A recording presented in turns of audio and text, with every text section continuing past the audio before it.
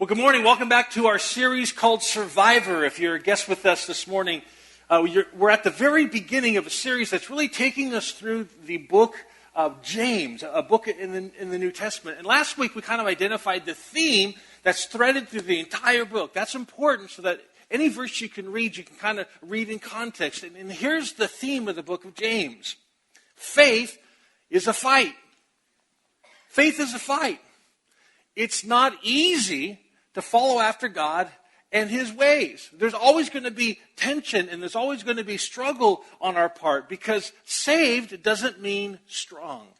And so as we go through the book of James, James is going to teach us how to fight strong in our faith. Now this morning, we're going to learn how to survive temptation.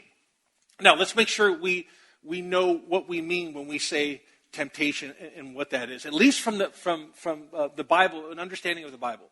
Temptation is when we are lured away in doing something that we shouldn't. That's what temptation is. At least from the sense of the Bible, it's when we're lured away to do something that we shouldn't. In fact, let's go a step further, and let me see if I can give you a picture of what that looks like, okay? And the best way to do that is to get in your mind a fisherman fishing. Because fishermen have mastered temptation. Think about that. They are masters about temptation. And so let's put you into the mind of a fisherman. You are on a lake in your boat, and we got our lines. And we're going to cast them out. Are you ready? Here we go. And now we just wait. You're a fisherman. And inside your mind, this is what you're thinking. Come here, fishy fishies. I've got something for you that I really, really want you to swallow. It's a lure that has a hook. And it's designed to deceptively look like food. Oh yeah, you're going to think I'm here to feed you. But no. What I'm really here to do is to trap you into doing something you're not going to want to do. And when you swallow this hook, I'm going to reel you in. That's what temptation looks like. Now, the average human being thinks about that and says, what a dumb fish. I mean, really? He can't see the line. He can't see the hook. He can't see the danger. He can't see the deception. I mean, at least he saw some of his other fish friends bite into the hook, get catapulted up, and never return to the lake. Why can't he put two and two together? Now, wait a minute. Before we're really hard on dumb fish, think about our own dumb fish stories. It's the sales executive who fudges his expense report so the company pays for his gas and his meals on his family vacation, and he swallows the hook. It's the dad who sacrifices his family time to further his career in hopes that the material things he buys him will excuse his absence from home. And he swallows the hook. It's the friend who refuses to forgive and is allowing their bitterness to destroy their life, and she swallows the hook. It's the coworkers who have overstepped their professional boundaries. Business meetings have turned into date nights, and they've swallowed the hook. It's the high school student who drinks beer at the party that she doesn't even like and then is driven home by a friend who's had too much to drink. And she swallows the hook. You see, we all have our dumb fish stories where we have been lured into doing something we shouldn't. We've all swallowed the hook. And so James wants to make one point to us this morning about temptations, and it's this. This is the takeaway for the entire morning. Strength over temptation is found in being aware of our weakness. Strength over temptation is found in being aware of our weakness. In other words, you are most strong when you are most aware of your vulnerability to be lured by the hook. And James is going to really talk up this idea of awareness. You say, why is that? Because whenever we're combating something, the first rule of combating something is to know your enemy. You have to know the nature of temptation. It's about deceptive luring of you and I to do something. And so James is going, listen, you got to be aware of that. You got to know what strategy is being used against you. I think of Matthew 26. This is the climax of the end of Jesus' life. And he's at the very last supper in this upper room with his disciples. And on this night, he's going to be betrayed and arrested and soon crucified.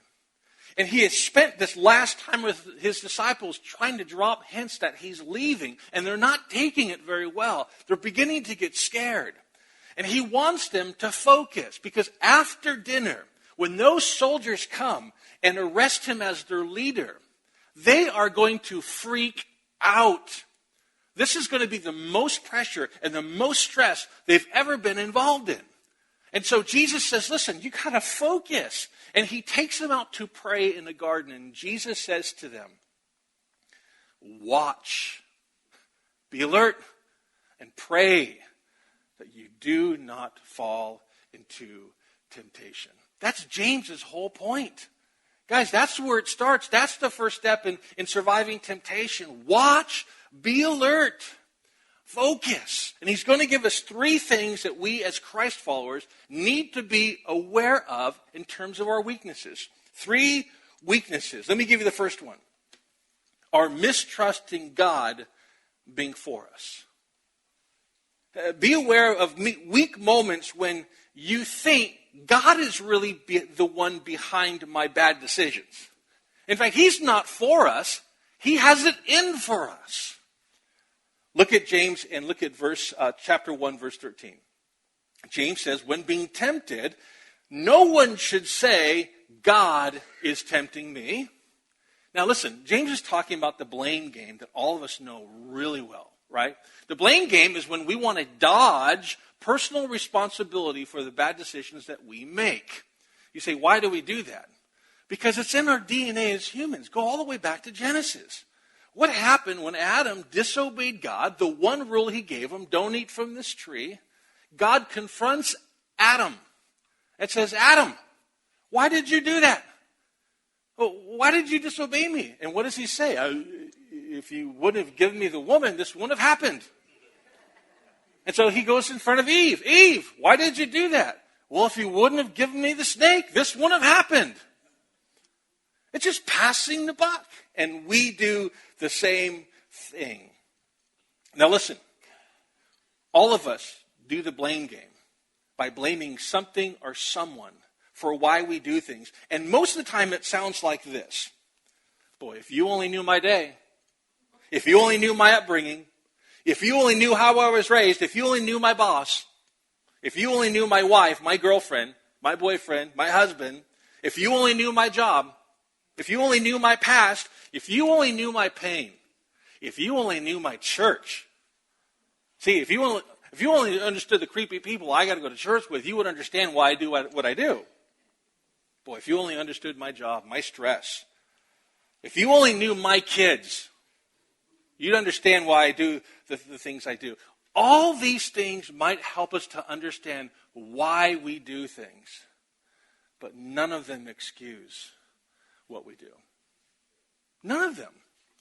And James is saying, listen, be aware. It's only going to be human nature to play the blame game. And at some point, you might even blame God. He did this to me. He set me up. He's behind all these bad decisions. In fact, you might be someone here who's still trying to put their ideas together about the God of heaven. You're not sure who he is. But you could have gone through some things in life where you're going, you know what? It might be because of him. I mean, this God of heaven might be kind of this cosmic mad scientist who's kind of, behind planning all this demise in my life. And listen, we've all been under such pressure in life that it sometimes feels like we've been set up. Like maybe there is this, maybe we're just this, chess game piece on the board, and God's just kind of moving things around in this cosmic game called life. I'm just a chess piece, man, and some cosmic force is moving me. I've been set up. God isn't for me. He has it in for me. And James starts saying, whoa, be aware. that might come across your thinking. And here's some reasons why that's not true. Keep reading. Don't say you're tempted by God, for God cannot be tempted by evil. Wait a minute. It's impossible for God to be tempted by evil to bring evil into your life. It's impossible. He can't do that. Now listen, when it comes to personal freedom and when it comes to God predestining things, I don't know how those connect. I really don't. Personal responsibility and God's sovereignty. The Bible seems to teach both, and I'm not sure how they all come together in my daily life. But here's what I know. God couldn't have predestined everything. How do I know that? Because he didn't predestine your sin. And if God predestined your sin, then God is responsible for what you do, not you. And James is saying, listen, God can't be tempted by evil. He's not this mad scientist. He's kind of, ooh, ah, and plan something evil for you. God can't do that. And he gives another reason why we can't blame God. He says, nor does he tempt anyone. God does not tempt. Now, you do have a supernatural opponent in your Christian faith that does tempt you. And the Bible calls him Satan. He's a real being. He's a real person. Now listen. Satan will tempt you. God tests you. You say, what's the difference? Satan, because both of them create struggle and challenge in our life, when we're tested or tempted, what's the difference? Here's the difference. Satan tempts us to weaken us. God tests us to strengthen us. It's all in the motive. And what God is really trying to do. I think I go back to my JV years in basketball. And I used to have this real mean basketball coach. He always wore his real country attire, you know, the flannel shirt and the jeans and these big old cowboy boots, and everyone hated him because he always scuffed up the gym floor. And he used to carry around the spittoon, and he'd chew. And he taught, yeah, rah, rah, and then he'd go, ping, and then keep talking, rah, rah, rah, rah. Kind of a mean guy, scared the heck out of us. And all of this discipline and shouting, you would think, if you walked into my practice, does this guy like hate the team? I mean, does he hate his players? It doesn't even seem like he likes basketball. But everything he is doing to ride our tails is not for our demise. It's so that we can be the best team when it comes to game time. And he'd make us do this thing. In basketball, if any of you play basketball in high school or college, he'd make us do this thing called lines. Now, when you do lines, that means you start at the baseline under the basket, and you run out to the first free throw line, and then run back to the baseline. And then you run out to the half-court line, and then run all the way back to the baseline. And then you go to the other side's free throw line, then run all the way back to the baseline, and then run all the way back to the other baseline on the other side of the court, and then run all the way back. After practice, he would say, hey, give me 10 lines. Are you serious? I mean, we're exhausted. I mean, we're about dying. And then not only that, then he'd say, now listen, after you do a couple lines, I'm going to call one of you out. I want you all lined up on the baseline. And we're just like, and I'm going to call one of you out. And the person I call out, if he doesn't make 2 free throws, you can't go home. And you're never going to go home until someone makes 2 free throws. You're thinking, well, then why would you have us do lines before you make free throws? Because that's game conditions. They don't stop the game in basketball to say, hey, are you rested up? Are you okay? You want some water? Because you're going to take some free throws, and I know you don't want to miss them. And so he'd get us to the point of exhaustion, like fourth quarter, when you got to make those 2 free throws that really count. And if you were to look at the way he would treat us, you'd go, what's this guy doing? Why is he putting us through all of this? To strengthen us. Satan tempts, God tests. He says he can't tempt anyone. He gives you another reason why you can't blame God. Look at verse 17. Every good and perfect gift is from above, coming down from the Father of heavenly lights, who does not change like shifting of shadows. God is good. God is perfect always. See, when you and I move, you can kind of see my shadow up here. James is illustrating it this way. when this light hits us and there's movement, you see my shadow move because I move. There's no shifting of shadows with God. You know why? He doesn't change. He doesn't have bad days like you and me. He doesn't lose it like you and me. And even though you'll be walking through some temptations, and you're like, what's happening up there? Did God fall off his throne for a couple minutes? No. He's always the same. He's always good. Everything he gives us is for our good. He's always perfect. It's interesting how countercultural this was to the listeners in the first century reading James's word. You see, these are Christians in Rome in first century. Rome is ruled the area. They are under subjection to the Romans. And you have to know how Romans created their theology. They were polytheistic. They created all these mythological gods who did all these vile things, and they stuck them into mythological stories. You see, and the Romans would create these mythological gods patterned after them. You see what I'm saying? They would make their gods just like human beings. And you had all these mythical gods that did these vile, immoral, corrupt things in Roman theology.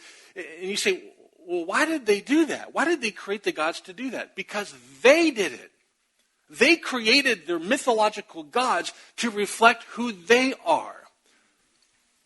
So someone who's reading this is going, wait a minute, you're telling me that the God of heaven is not like me? James is going, no, not like you at all. Because you and I constantly project some of the worst things that we experience as human beings, and we often ask, I wonder if God's like that. I wonder if God's like so-and-so, the way he treats me. I wonder if God's like so-and-so, the way he talked to me. I wonder if God's like so-and-so, because we've all been mistreated, and I wonder if God's that way. James is saying, no. God's not like us. He's perfect all the time. He's always good. So James says, hey, listen, you want strength over temptation? You got to be aware of your weakness. Here's one weakness, our mistrust in God being for us. Don't be fooled. God is very much for you.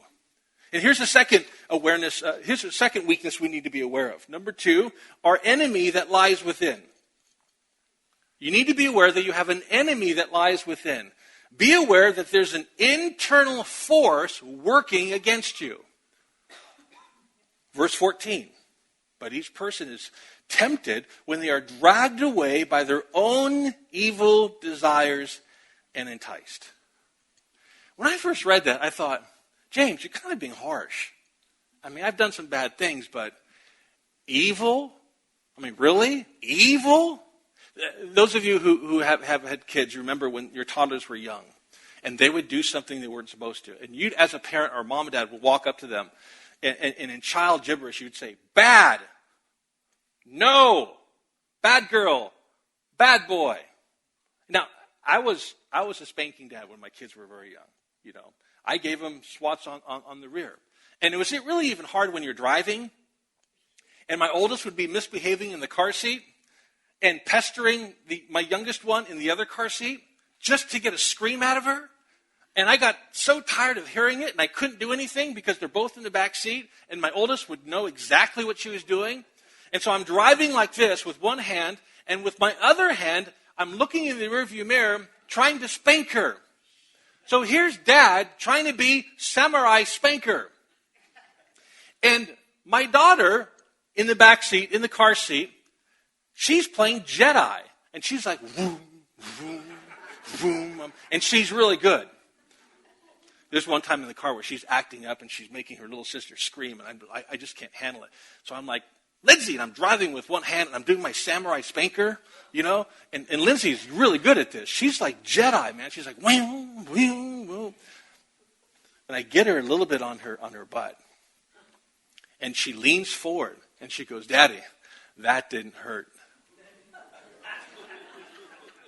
Being the great Christian father I was, I pull the car over on the freeway, put on my hazard lights. I walk in the back, I open the car door, and I said, yes, but this one will. Listen, We've all had our kids acting up. But how many of us actually walked up to our kids and said, "You are evil. You disgust me. You diabolical toddler"? I mean, really? Did any of us really do that? Why is James being so harsh? You have evil desires. Here's why. James wants to be clear that it's just not that we're human beings who do bad things. We're bad people. We're bad people. We have evil desires. He's not talking about people that have bad manners. He's talking about people that have bad morals. Did you notice we're dragged away by our own desires? These are things that are in us. It's not this big bad monster out there. No, he's saying, hey, it's part of the human condition. It's who we are. We're not morally neutral. We are imperfect people in every way. We are moral failures. James says, you got to be aware of that, of who you are. And they're saying, well, wait, time out. Whoa. I thought Jesus died for our sins. Isn't that right? I mean, Matt, we celebrate that with communion, and we visualize that with communion. And you hear Pastor Dave always talk about this hope that God sent his son 2,000 years ago and died for our sin. Then why do we still have this evil? Here's why. Because what Jesus did delivered us from the penalty of sin, not the presence of sin. You will not be penalized for your personal failures in life. You know why? Because a loving God sent his son down to take your place, and he died in your place. But on this side of heaven, you live with the presence of sin. So God may do something new inside of you, but you're still stuck in a body that's part of a fallen, broken world. Now watch this. Let me illustrate this. Let me give you a picture of what that tension looks like, okay? Because we've all been saved from the penalty of sin, but not the presence of sin. And let me illustrate what that tension looks like. So here's a rubber band. This is your life. Well, no. And you become a Christian. In fact, you go to West Hills, and you're trying to put this picture of God together, and you go, I get it. There's a God in heaven that loves me? Yes. And he sent Jesus down to be my Savior? Yes. And you say yes to everything Jesus offers. And all of a sudden, according to the Bible, you become a new person. And God begins to change you from the inside out. And all of a sudden, this is you. I start thinking different. And all of a sudden, within months, man, I stop my potty language. I mean, I'm just not talking the way. And all of a sudden, I'm treating my husband and I'm treating my spouse differently, and my kids and my priorities and my values are changing. And then I'm baptized, and God's beginning to change me. I'm not the person I used to be. The old things have passed away. And there's real change going on in my life. Then why is there so much tension? Why is it so hard to keep those changes? You know why? Just like this rubber band and how it's elastic wants to revert back to the way it used to be. My friend, you are in a body and in a world that's broken. And it's imperfect. And it's sinful. And you know what? Its natural tendency will want to go back to the person that you were. Unless you have a strong fight. There's always going to be that tension. Because he has forgiven you of the penalty of sin, but not the presence of sin. So there's always going to be that struggle and tension in our life when we're trying to pursue God and take that seriously. That's what you feel. Now, question. Well, Matt, I thought God has given us the power to overcome that. And that's true. In fact, did you know the gospel says that we as Christians, we don't fight for victory, we fight from victory. It's not what we did. It's what Jesus did 2,000 years ago on our behalf. You say, well, wait, so then why do we struggle with all that? I mean, I thought God did all that. Well, this might help you understand things. Let me illustrate this way. Those of you who have been around the church and a lot of Christians are going to see usually two types of Christians. On the first side, you have the powerboat Christians. Powerboat Christians, their motto is, it's all God. Let go and let God. They're the powerboat Christians. And so when they want change in their life, they're looking for a button that they can push, and it just starts to, and they just push on the pedal, and it goes by itself. They got this real honking engine on the back, and they're all, it's all God, man. I'm just here for the ride. Let go and let God. And that's what they think, the powerboat Christians. And then over here, you have the rowboat Christians. The rowboat Christians, their motto is, you get out of it what you put into it. It's hard work. If I want change in my life, if I want to treat people different, see things different, talk, I've got to work at this. And so I'm reading my Bible, man, and I'm going to church, and I'm sharing my faith, and I'm praying to God, and I'm reading the Bible, and I'm connecting in a small group, and I'm going out with Cynthia and helping people with compassion events. And who's right? What does the Bible teach? That it's all God or that it's all us? Neither. They say, Matt, is it powerboat Christian or rowboat Christian? What does the Bible teach? I say, yes. It teaches both. You know what the Bible teaches? If we put both those together, what the Bible really teaches is to be a sailboat Christian. That's what it teaches. That it's actually a partnership with God. That God gives us the power, gives us a new identity. It is Christ in us. It's not our righteousness, it's His. But He has asked us to engage in faith. That's my part. So there's God's part and there's my part. And when they come together, you get sailboat Christian. And I love that. Because it's my job to get in this boat and position the sail in the right way.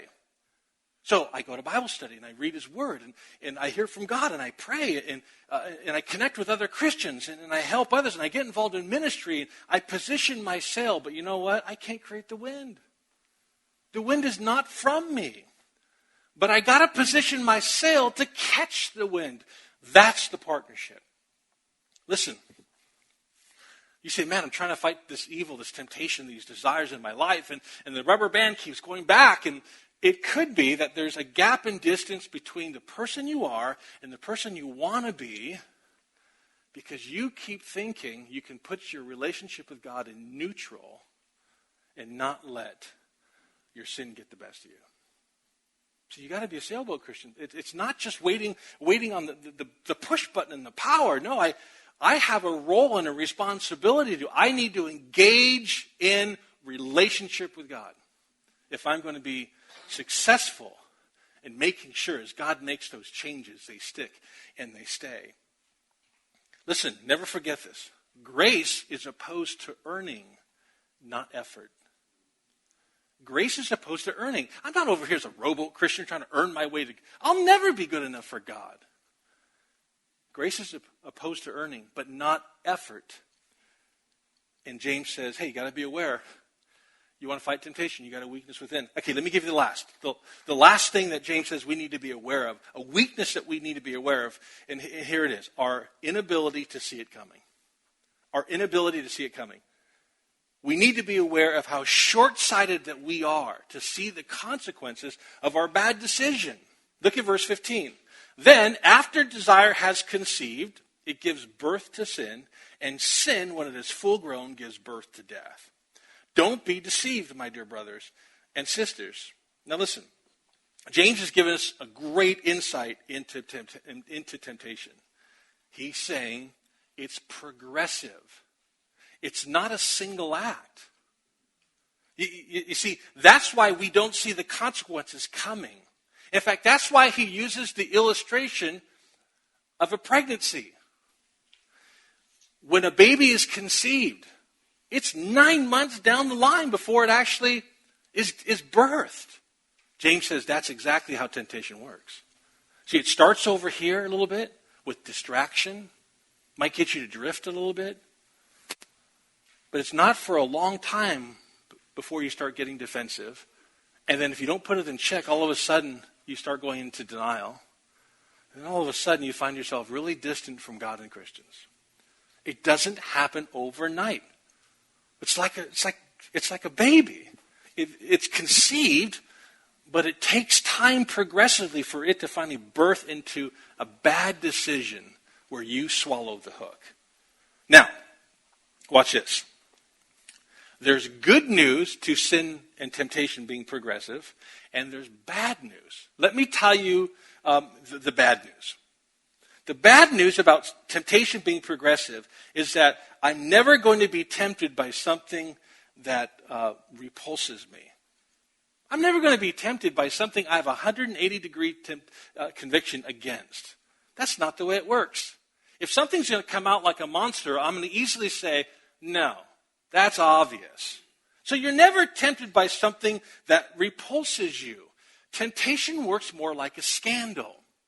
Now, I started thinking last night, which of the many scandals in our country I would use to illustrate. Because there's so many to choose from. I really did. I thought, okay, this one, listen, that's how scandals work.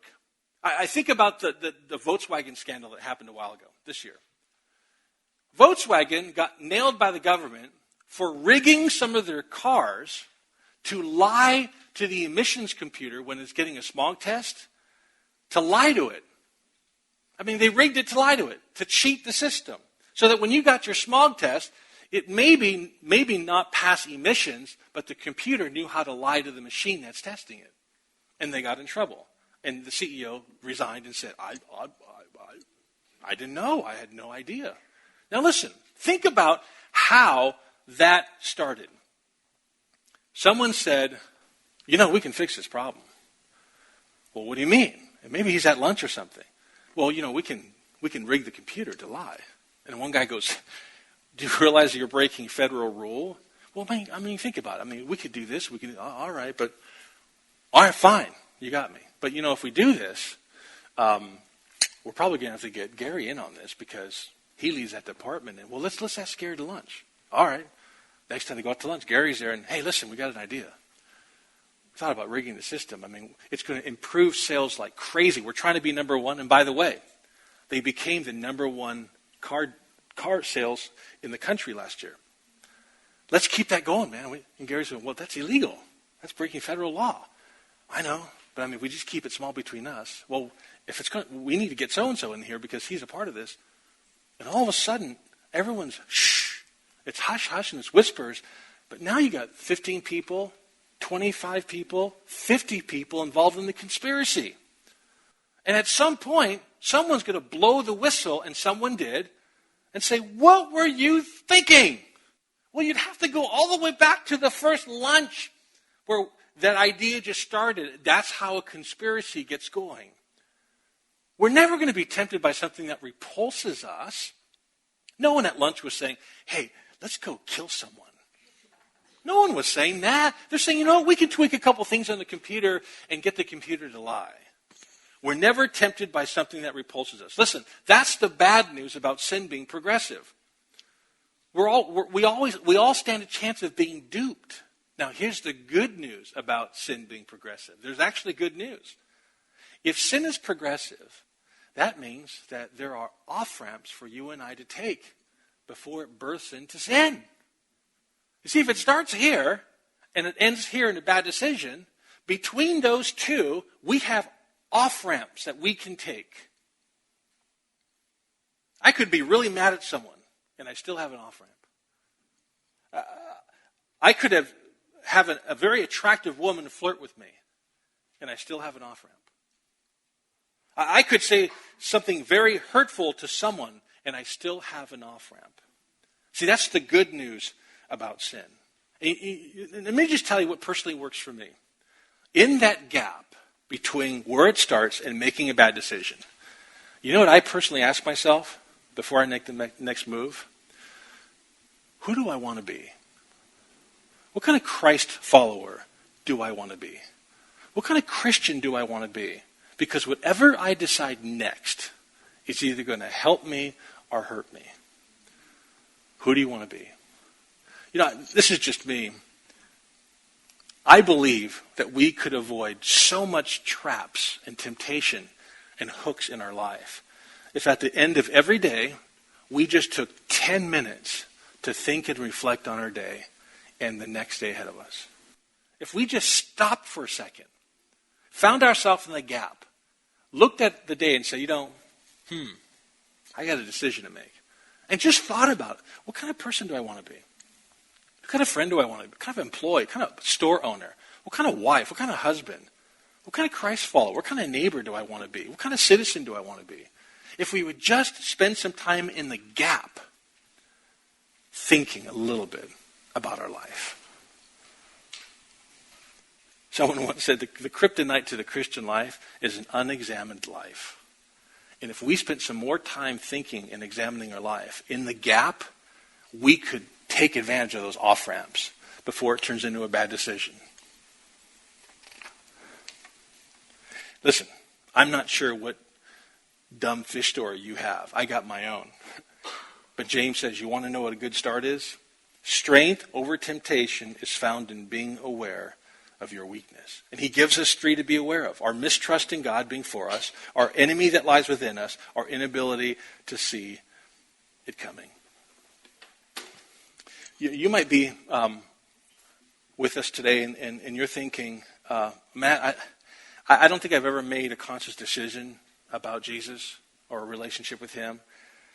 I don't think I see myself as a Christian. I've been kind of exploring it and trying to figure it out. But I'm undecided. But I know what James is talking about.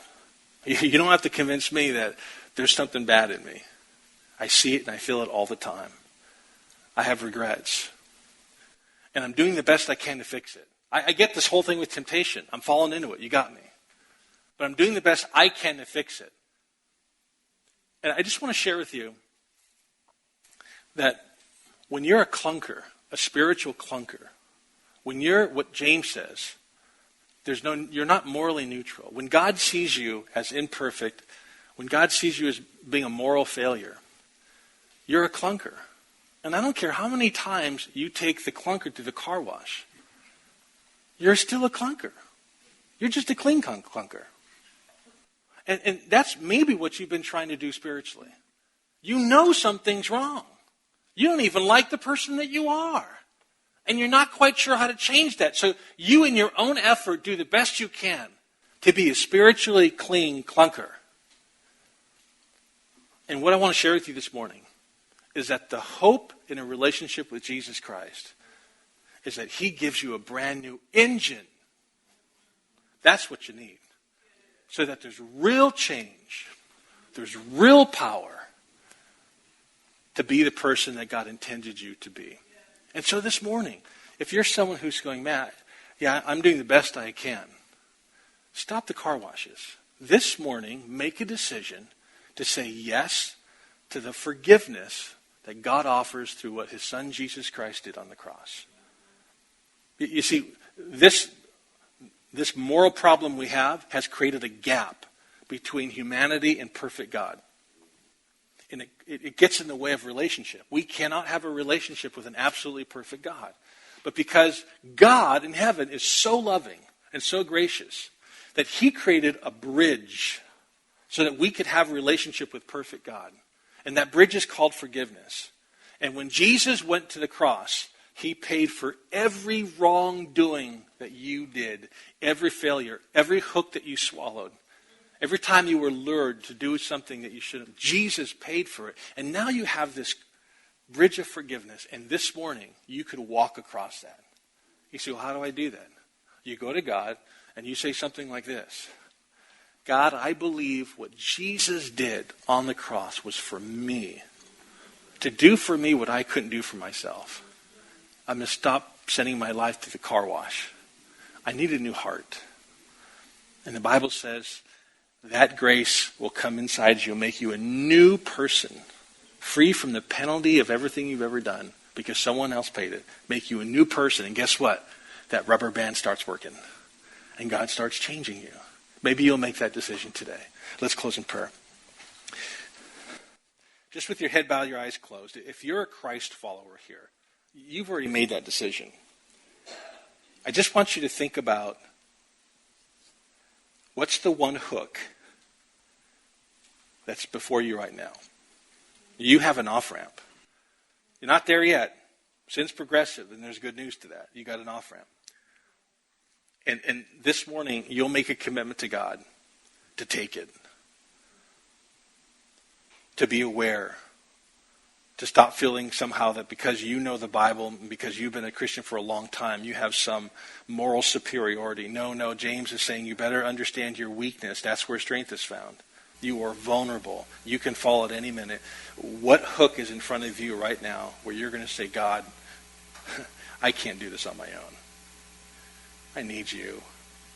And that awareness would breathe a whole new life into your fight to be the person that God wants you to be. Father, help us to engage in relationships. Not to get so lax, because there's this tension that wants us to revert back to the people that we were. We want to be sailboat Christians. We want to be people who apply what you've done but take responsibility for our part. And we want to position our lives with spiritual disciplines in such a way that we capture your power and your life to be the people that you want us to be. Father, help us experience victory in our temptation this week. In Jesus' name, amen.